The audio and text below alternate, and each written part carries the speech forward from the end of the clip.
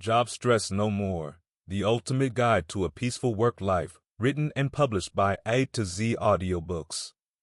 Chapter 1. Understanding Job Stress. Job stress is something that nearly everyone has experienced at some point in their lives. It's that overwhelming feeling you get when the demands of your job seem too much to handle.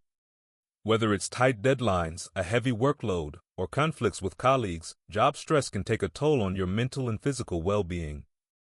But to deal with it effectively, you first need to understand what it is and why it happens. Job stress occurs when the demands of your work exceed your ability to cope. It's important to note that stress isn't always a bad thing. A little bit of stress can actually be motivating, helping you to stay focused and productive. This is known as positive stress or eustress. However, when stress becomes constant and overwhelming, it turns into negative stress, which can have serious consequences for your health. Several factors contribute to job stress. One of the most common is workload. When you have too much on your plate, it's easy to feel like you're drowning in tasks, especially if you're constantly working against the clock. This pressure can make you feel anxious, frustrated, and even resentful of your job. Another major source of job stress is the lack of control over your work. If you feel like you have little say in how you do your job, or if you're constantly being micromanaged, it can leave you feeling powerless and stressed. This feeling of helplessness can be especially draining, as it often leads to a sense of being stuck with no way out. Interpersonal relationships at work also play a significant role in job stress. Conflicts with coworkers, a difficult boss, or a lack of support from your team can make the workplace a toxic environment. When you don't feel like you're part of a supportive and cooperative team, it can be incredibly isolating, adding to your stress levels. Job insecurity is another big factor. In today's fast-paced world where industries are constantly changing, many people worry about the stability of their jobs. The fear of losing your job or not knowing what the future holds can create a constant undercurrent of stress that's hard to shake off. It's also worth mentioning that sometimes the stress doesn't come from the job itself, but from trying to balance work with other areas of your life. Juggling work responsibilities with family, social life, and personal interests can be overwhelming. When you feel like you're being pulled in too many directions, it's easy to get stressed out. Chapter 2. Identifying your stress triggers. Before you can manage stress effectively, it's important to know what's causing it. Stress triggers are the specific situations, people, or tasks that make you feel overwhelmed, anxious, or frustrated. By identifying these triggers, you can start to understand your stress better and take steps to reduce it. One of the first things you should do is pay attention to your body and mind when you start to feel stressed. Your body often gives you signals when stress is building up. Maybe your heart starts to race, your muscles tense up, or you find it hard to concentrate. These physical signs are your body's way of telling you that something is wrong. Your emotions are also important clues. If you find yourself feeling irritable, anxious, or even angry without a clear reason, it could be because something is stressing you out. Taking a moment to recognize these feelings can help you pinpoint what's triggering them. Once you're aware of how stress feels, the next step is to look at what's happening around you when these feelings occur. Are you in a meeting with your boss? Are you facing a looming deadline? Are you dealing with a difficult coworker? By paying attention to the context, you can start to identify the specific situations that trigger your stress. Sometimes it's not just one thing but a combination of factors that causes stress. For example, you might feel fine working on a project, but if that project is due tomorrow and your inbox is full of unread emails, the stress can quickly build up. Understanding that stress can come from multiple sources can help you see the bigger picture. Another thing to consider is how you respond to different situations. We all have our own ways of dealing with stress, and sometimes our reactions can make things worse. For instance, if you tend to procrastinate, you might find that leaving tasks until the last minute only adds to your stress. Or if you try to handle everything on your own without asking for help, you might be taking on more than you can handle. It's also helpful to reflect on your daily routines and habits. Are there certain times of day when you feel more stressed? Maybe your mornings are rushed because you hit snooze one too many times, or perhaps you feel overwhelmed in the afternoon when your energy starts to dip. By noticing patterns in your day, you can start to identify the habits that contribute to your stress. Another important aspect to consider is your environment.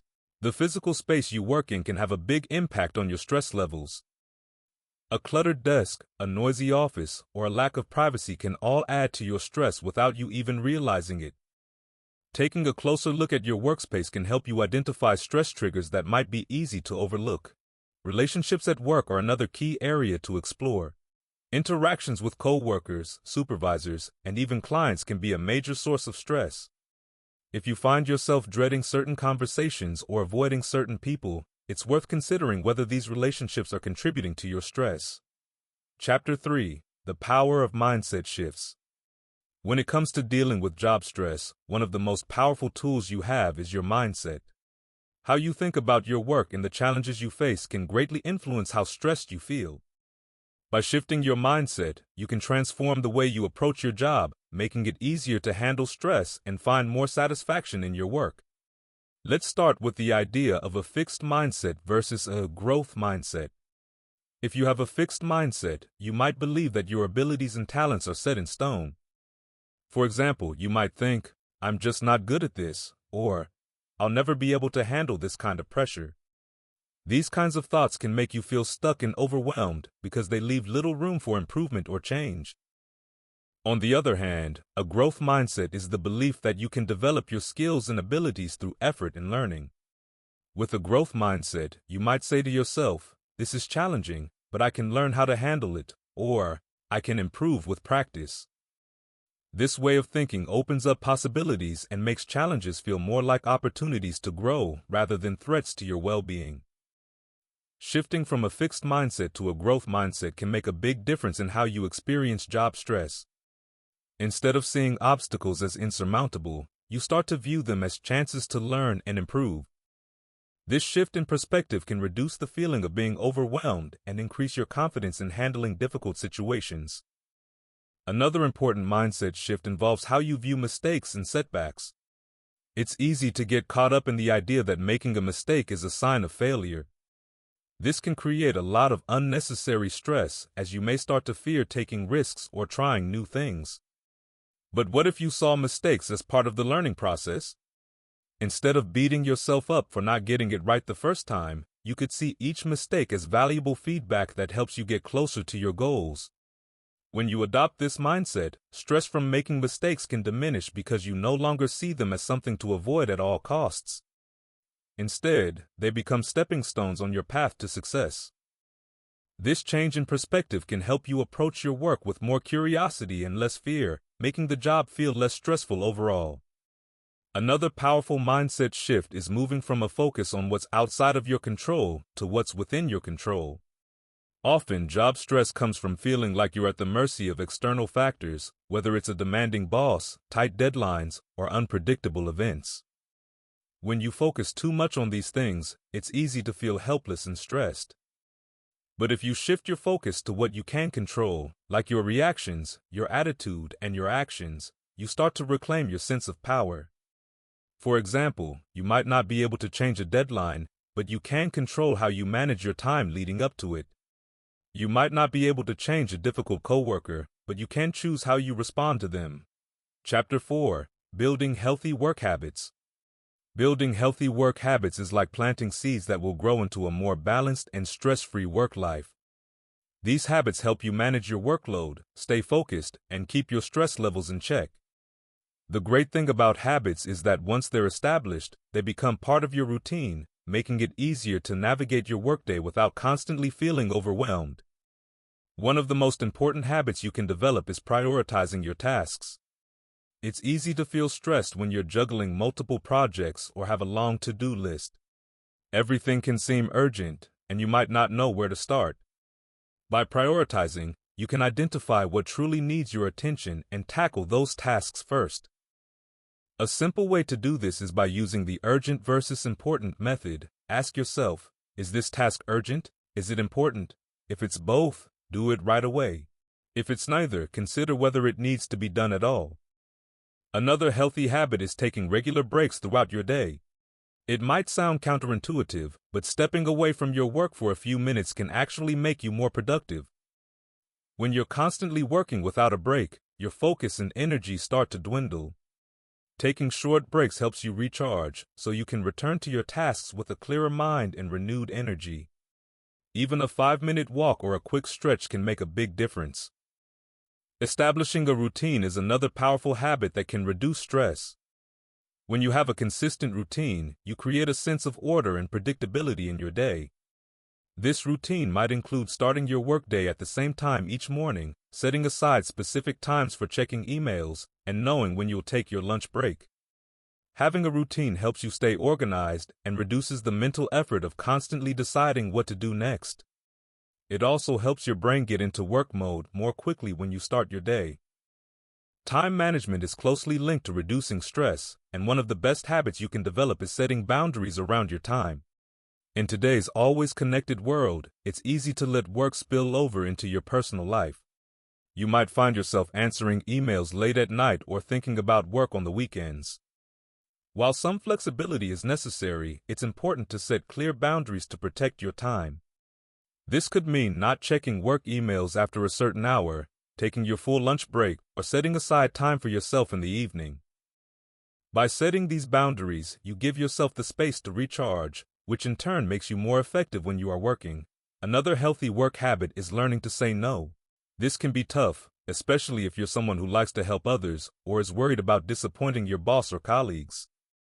But taking on too much is a surefire way to increase your stress. By saying no when your plate is already full, you protect your time and energy. It's not about being uncooperative, it's about being realistic about what you can handle.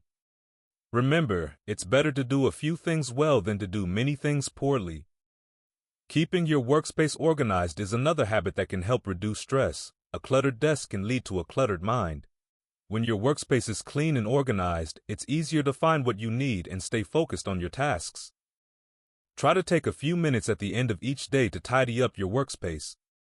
This small habit can make a big difference in how you feel when you start work the next day. Staying active is also a key part of building healthy work habits. Regular physical activity helps reduce stress, improve your mood, and boost your energy levels. You don't need to hit the gym for hours. Even a short walk during your lunch break or some simple stretches at your desk can help. Incorporating movement into your day can break up long periods of sitting and give you a mental and physical boost. Healthy eating habits play a role in managing stress too. When you're busy, it's tempting to grab whatever is convenient, which often means unhealthy snacks or skipping meals altogether. But what you eat has a direct impact on your energy levels and mood.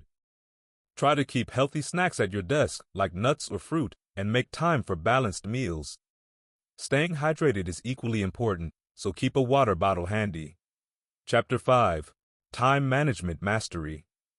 Time management might sound like a skill reserved for high achievers, but it's something everyone can learn and benefit from.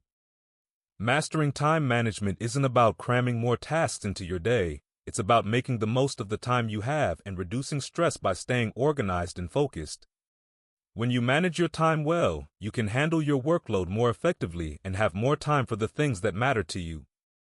The first step to mastering time management is understanding how you currently spend your time. It can be eye-opening to keep a time log for a few days. Write down everything you do and how long you spend on each task. This helps you see where your time is going and identify areas where you might be wasting time. You might be surprised to find that you spend more time on social media or checking emails than you thought. Knowing where your time goes is the first step in making positive changes. Once you've tracked your time, the next step is to set clear goals. Having specific, achievable goals gives you direction and helps you stay focused. Break your larger goals into smaller, manageable tasks. For example, if you're working on a big project, set milestones for each part of the project. This way, you can see your progress and stay motivated. Setting deadlines for each task can also help you stay on track and avoid last-minute stress.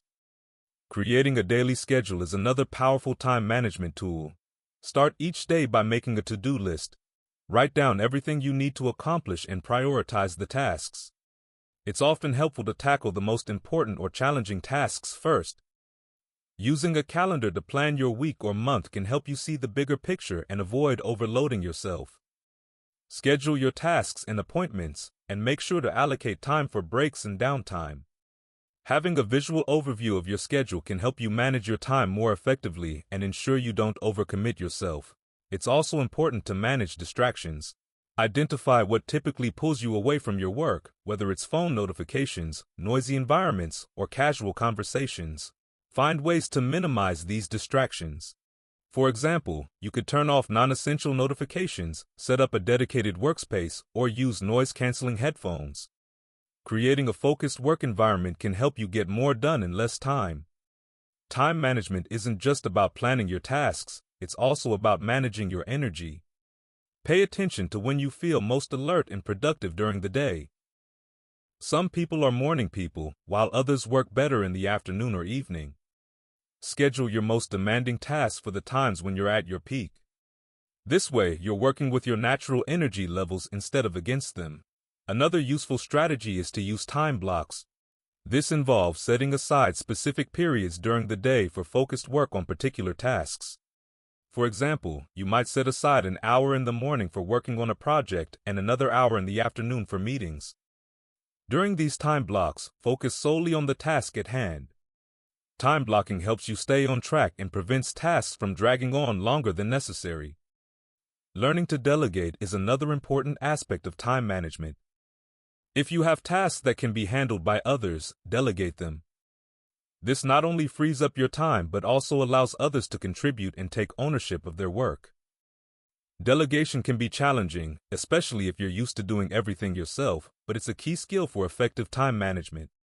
Sometimes, despite our best efforts, things don't go as planned. It's important to be flexible and adapt to changes. If unexpected tasks or problems arise, adjust your schedule as needed. Being able to adapt and stay calm under pressure will help you manage your time more effectively and reduce stress. Lastly, don't forget to take care of yourself. Time management isn't just about work. It's also about ensuring you have time for rest, relaxation, and personal activities. Make sure to schedule time for yourself, whether it's exercising, spending time with family, or pursuing a hobby. Balancing work with personal time helps you maintain your overall well-being and keeps you motivated. Chapter 6: Creating a Balanced Work-Life Routine.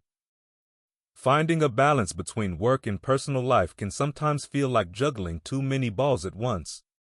It's easy to get caught up in the demands of your job, leaving little time or energy for the things you enjoy outside of work. But creating a balanced work-life routine is essential for your overall well-being. When you manage to strike that balance, you'll find that you're happier, more productive, and less stressed. One of the first steps in creating a balanced routine is setting clear boundaries between work and personal time. It can be tempting to check your emails or take work calls outside of office hours, but this can blur the lines between work and home life. Set specific work hours and stick to them. Let your colleagues and boss know when you're available and when you're not. This helps you create a clear distinction between when you're working and when you're off the clock. Creating a dedicated workspace at home can also help you maintain these boundaries. If you have a specific area where you work, it's easier to leave work behind when you're done for the day. Make sure your workspace is separate from your personal spaces if possible. This physical separation can help signal to your brain that it's time to switch from work mode to relaxation mode. Prioritizing time for yourself and your personal interests is crucial for achieving balance. It's easy to let work take over, but setting aside time for hobbies, exercise, or simply relaxing is important. Schedule these activities just like you would any work meeting or appointment. Whether it's a weekly yoga class, a weekend hike, or a few hours of reading, make sure you're carving out time for the things that recharge you. It's also important to spend quality time with family and friends. Building and maintaining strong relationships can provide emotional support and reduce stress. Plan regular get-togethers with loved ones, whether it's a family dinner, a game night with friends, or a weekend outing. These moments help you unwind and provide a much-needed break from work-related pressures. Another aspect of a balanced routine is managing your energy levels. Pay attention to how you feel throughout the day and adjust your schedule accordingly. If you're more productive in the morning, tackle your most important tasks early in the day. Save less demanding tasks for when your energy is lower. Being aware of your natural rhythms can help you work more efficiently and create a routine that suits your needs. Don't forget to take breaks during your workday. Short breaks can help you stay focused and prevent burnout. Use these breaks to stretch, take a walk, or simply step away from your desk. A few minutes of downtime can make a big difference in how refreshed you feel and how effectively you can return to work. Balancing work and life also involves managing your workload. If you're feeling overwhelmed, it's important to communicate with your boss or colleagues. Don't be afraid to ask for help or delegate tasks if necessary. Learning to manage your workload effectively can prevent work from taking over your life and allow you to maintain a healthier balance. Setting realistic expectations for yourself is another key component of balance. It's easy to set high standards and push yourself to do more, but it's important to recognize your limits. Accept that you can't do everything perfectly and that it's okay to ask for help or take a step back when needed. Being kind to yourself and setting achievable goals can reduce stress and help you maintain a more balanced routine. Planning for downtime is also essential. Just as you schedule work tasks and personal commitments, make sure to include time for relaxation and self-care in your routine. Whether it's a spa day, a lazy Sunday morning, or simply a few quiet moments with a good book, ensure you have time to unwind and recharge. Finally, remember that creating a balanced work-life routine is a continuous process. Your needs and priorities might change over time, and that's okay. Regularly reassess your routine and make adjustments as needed. Flexibility is key to maintaining balance and ensuring that both your work and personal life are fulfilling and manageable. Chapter 7. Effective Communication in the Workplace. Effective communication is the backbone of a successful workplace. It's not just about talking or sending emails, it's about making sure everyone understands each other, feels heard, and can work together smoothly. Good communication helps prevent misunderstandings, builds strong relationships, and creates a positive work environment. Whether you're working with colleagues, clients, or managers, knowing how to communicate effectively is crucial. One of the first things to remember in communication is the importance of being clear and concise. When you're sharing information, try to get straight to the point. Avoid using jargon or overly complex language that might confuse others. For example, if you're explaining a project deadline, simply state the date and any key details. Clear communication helps everyone understand what's expected and reduces the chances of mistakes or confusion. Active listening is another essential aspect of effective communication. It's not just about hearing words, it's about truly understanding what the other person is saying. Show that you're listening by giving your full attention, nodding, and making eye contact. If something isn't clear, don't hesitate to ask questions. For instance, if a coworker explains a new procedure, you might say, "Just to confirm, are we supposed to submit the report by Friday or Monday?" This not only clarifies your understanding but also shows that you value the other person's input. It's also important to pay attention to nonverbal communication. Your body language, facial expressions, and tone of voice all convey messages. Sometimes what you don't say can be just as important as what you do say. For example, crossing your arms might come across as defensive, even if you're just feeling cold. Being mindful of your nonverbal cues helps ensure that your message is received as intended. Providing feedback is a key part of communication in the workplace. When giving feedback, be constructive and specific. Instead of saying, "You need to do better," try something more detailed, like, "I think the presentation would be stronger if you included more data to support your points." Constructive feedback helps others improve and shows that you're engaged in their development. Receiving feedback is just as important as giving it. When you receive feedback, approach it with an open mind. Avoid becoming defensive or upset. Instead, listen to what's being said and consider how you can use the feedback to grow. For example, if a manager suggests improving your report writing, ask for specific examples or tips on how to enhance your skills. Effective communication also involves being aware of your audience. Tailor your message to suit the person or group you're speaking to. For instance, when communicating with a client, you might use simpler language and focus on how a product benefits them. With a team of experts, you might delve into more technical details. Understanding your audience helps ensure your message is relevant and understood. Another aspect of good communication is managing conflicts constructively. Disagreements are natural in any workplace, but how you handle them can make a big difference. Approach conflicts calmly and focus on finding solutions rather than assigning blame. For example, if you disagree with a coworker's approach to a project, discuss your concerns openly and work together to find a compromise. Keeping the conversation respectful and solution-oriented helps resolve conflicts without escalating tensions. Being mindful of your tone and attitude is also crucial. How you say something can be as important as what you say. Even if you have a valid point, a harsh tone or negative attitude can create tension and hinder effective communication. Try to approach conversations with a positive and respectful attitude, which encourages a more collaborative and supportive work environment. Finally, don't forget the power of follow-up. After discussions or meetings, send a summary of key points or action items to ensure everyone is on the same page. This can be as simple as a quick email or a shared document. Follow-up helps confirm that everyone understands their responsibilities and deadlines, reducing the chances of misunderstandings. Chapter 8. Setting Boundaries for Stress Reduction. Setting boundaries is like drawing a line that helps you protect your time and energy. It's a way to ensure you're not overwhelmed by work, personal demands, or other stressors. Good boundaries help you maintain balance, keep your stress levels in check, and make sure you have time for yourself and your loved ones. One of the first places to set boundaries is in your work life. It's easy to let work creep into your personal time, especially with the rise of remote work and constant connectivity. To draw a clear line between work and home, establish specific work hours.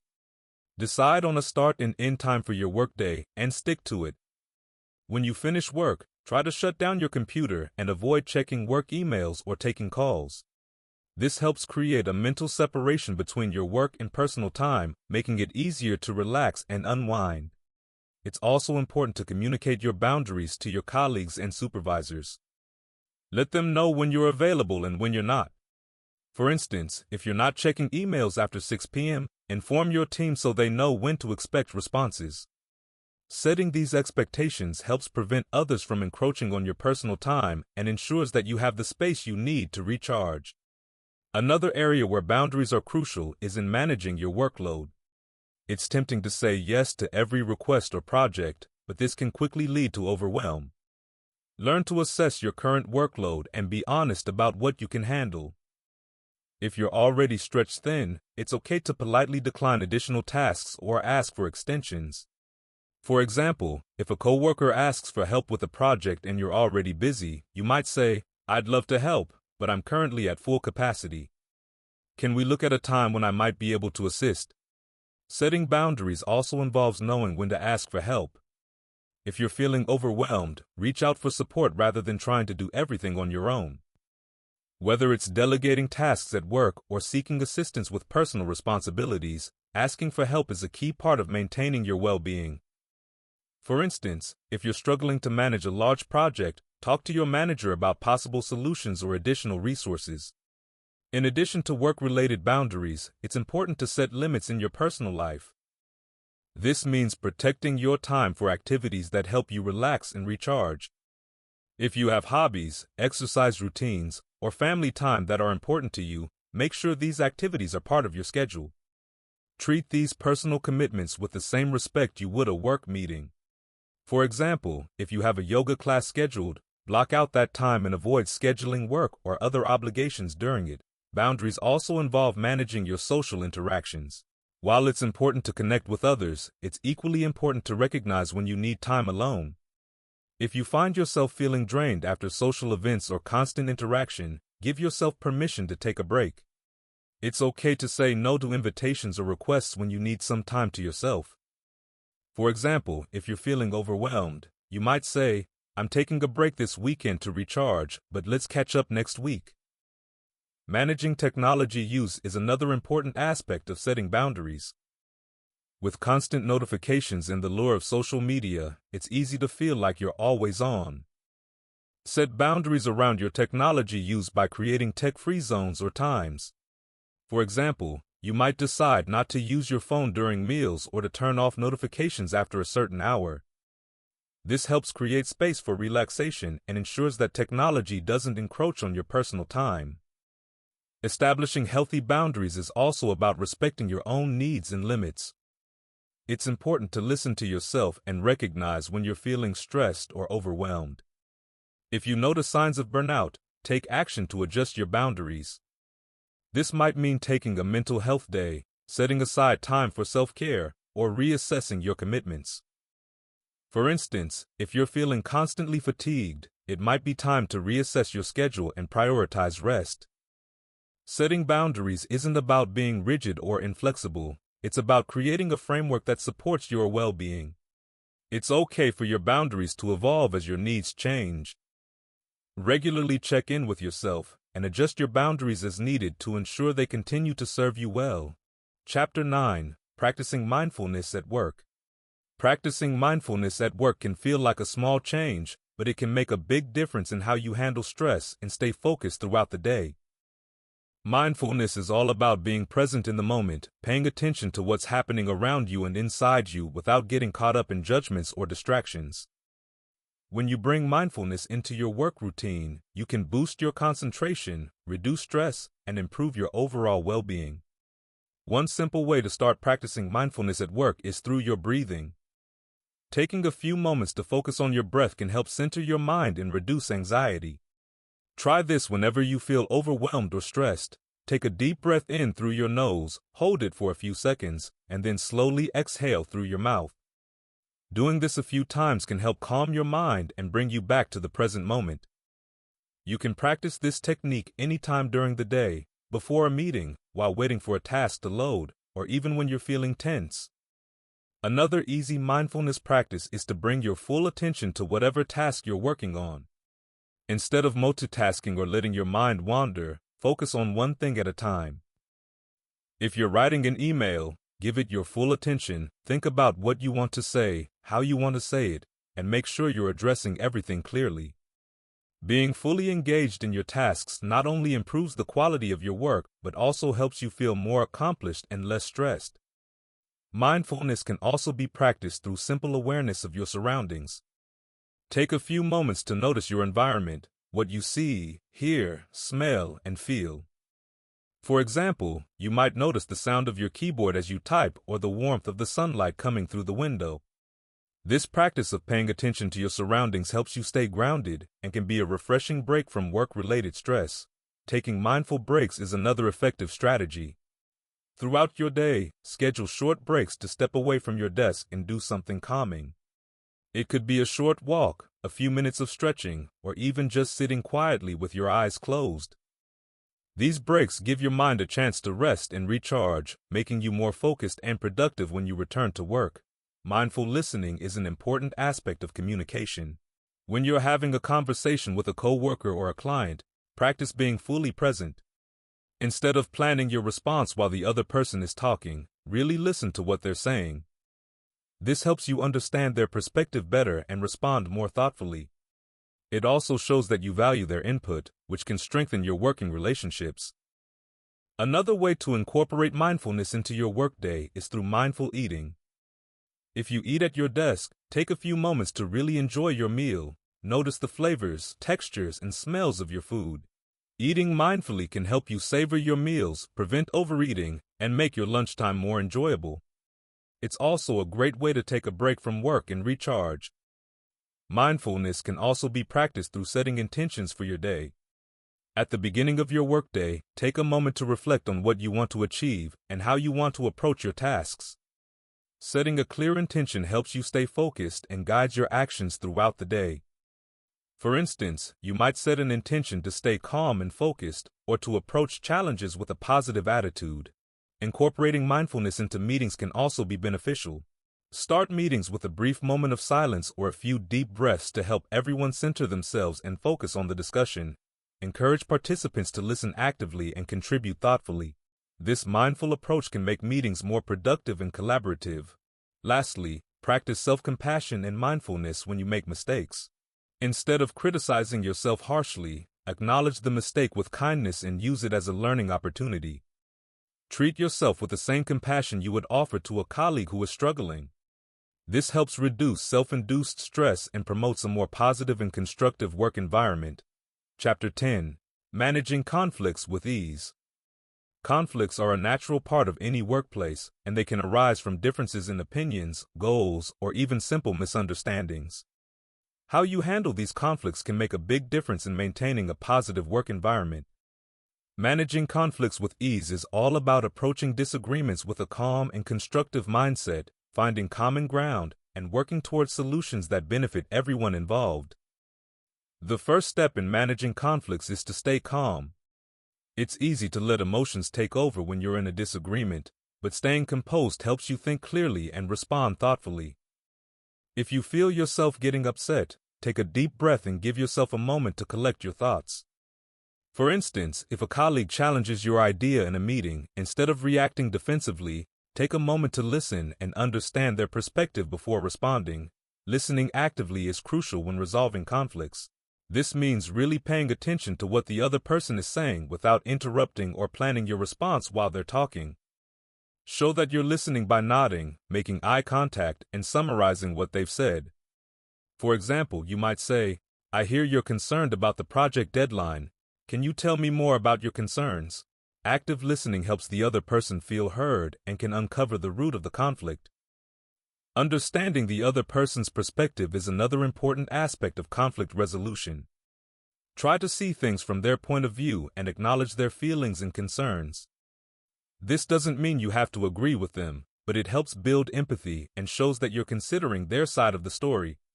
For instance, if a team member is frustrated about a change in the project plan, acknowledge their frustration and discuss their concerns openly. When discussing the conflict, focus on the issue rather than the person. Avoid personal attacks or blaming, and instead, address the specific problem at hand.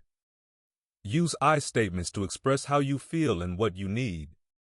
For example, you might say, "I feel overwhelmed by the additional tasks. Can we discuss how we can redistribute some of the workload?" This approach helps keep the conversation constructive and prevents the conflict from escalating. Finding common ground is key to resolving conflicts. Look for areas where you and the other person agree, and use these points as a foundation for finding a solution. For example, if you and a colleague have different ideas about how to approach a project, identify the aspects of both ideas that you both support and build on them to create a compromise. Working together towards a shared goal can turn a conflict into a collaborative effort. Brainstorming solutions together is an effective way to address conflicts. Invite the other person to contribute ideas for resolving the issue and consider their suggestions with an open mind. By involving them in the problem-solving process, you're more likely to find a solution that satisfies both parties. For example, if there's a disagreement about a project deadline, discuss possible adjustments or alternative plans that work for everyone involved. If the conflict is particularly challenging or involves sensitive issues, it might be helpful to involve a neutral third party, such as a manager or mediator. A neutral party can provide an objective perspective and help facilitate the discussion. They can also offer guidance on finding a resolution that meets everyone's needs. For example, if a disagreement between team members is affecting project progress, a manager might step in to help mediate the conversation and find a solution. It's important to follow up after a conflict is resolved to ensure that the solution is working and that everyone feels satisfied with the outcome. Check in with the other person to see how they're feeling and if any further adjustments are needed. For instance, after resolving a disagreement over a project plan, follow up to ensure that the agreed-upon changes are being implemented effectively and that there are no lingering issues. Managing conflicts with ease also involves reflecting on what you've learned from the experience. Think about what worked well in resolving the conflict and what could be improved in the future. This reflection helps you develop better conflict resolution skills and prepares you for handling similar situations more effectively in the future.